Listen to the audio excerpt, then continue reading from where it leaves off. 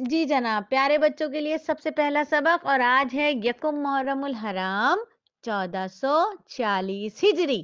ٹھیک ہے. سب سے پہلے ہمارے پیارے پیارے بچے یاد کریں گے سورہ فاتحہ. اچھی سی سورہ فاتحہ یاد کر کے سنانی ہے، الحمدللہ رب العالمین والی. ٹھیک ہو گیا. اچھی سی پوری یاد کرنی ہے. تمام تعریفیں کس کے لیے ہیں؟ اللہ تعالیٰ کے لیے ہیں، جو تمام دنیا کو پالتے ہیں. اللہ تعالیٰ، اللہ تعالیٰ کیا ہے؟ رحمان ہے اور رحیم ہے. سب کے لیے بہت رحم کرنے والے ہیں اور بہت مہربان ہیں. اور پتہ ہے جزا کے دن کے مالک ہیں.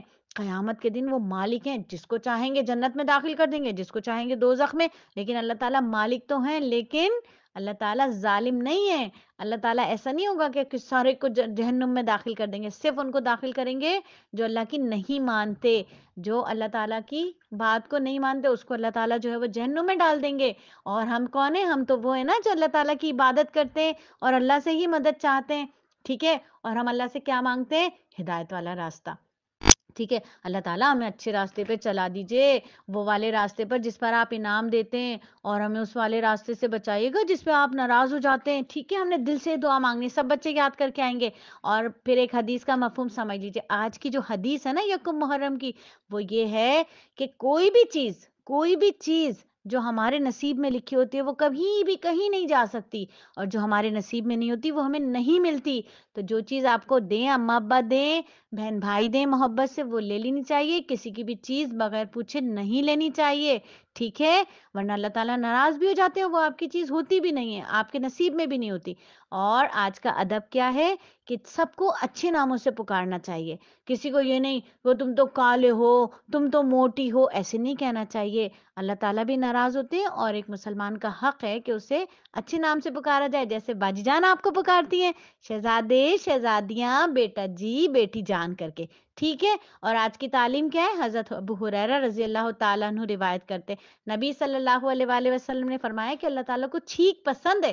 یہ جو آپ کہتے ہیں نا چھینک، یہ اچھی لگتی ہے اللہ تعالیٰ کو.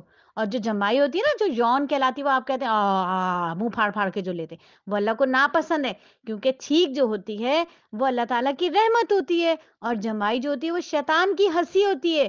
جب انسان جمائی لیتے ہیں نا تو شیطان ہنستا ہے، خوش ہوتا ہے. کیونکہ جمائی لینے سے کیا ہوتا ہے؟ ہم سست ہو جاتے ہیں، ہے نا، سستی ہو جاتی ہے، سونے لگتے ہیں، غفلت ہو جاتی ہے، نماز چھوٹ جاتی ہے. تو شیطان خوش ہو جاتا ہے اس بات سے.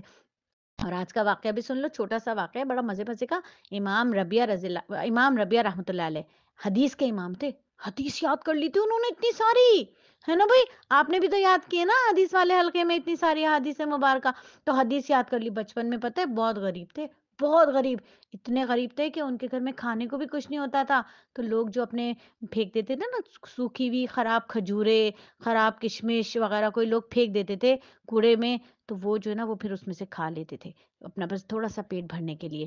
اور ایک وقت آیا کہ ان کے گھر کی جو چھت تھی وہ لکڑیوں کی بنی ہوئی تھی، تو لکڑیاں بھی ان کو بیچنی پڑ گئی تھی کھانا کھانے کے لیے. لیکن وہ اپنے پیٹ کے لیے، اپنی بھوک مٹانے کے لیے تو وہ کھا لیتے تھے خراب کھجورے اور منقع وغیرہ.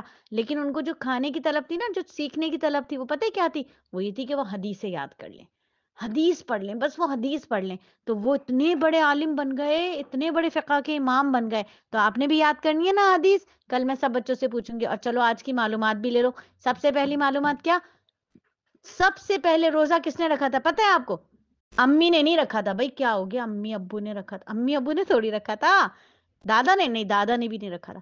سب سے پہلے روزہ رکھا تھا حضرت آدم علیہ السلام نے. ٹھیک ہو گیا.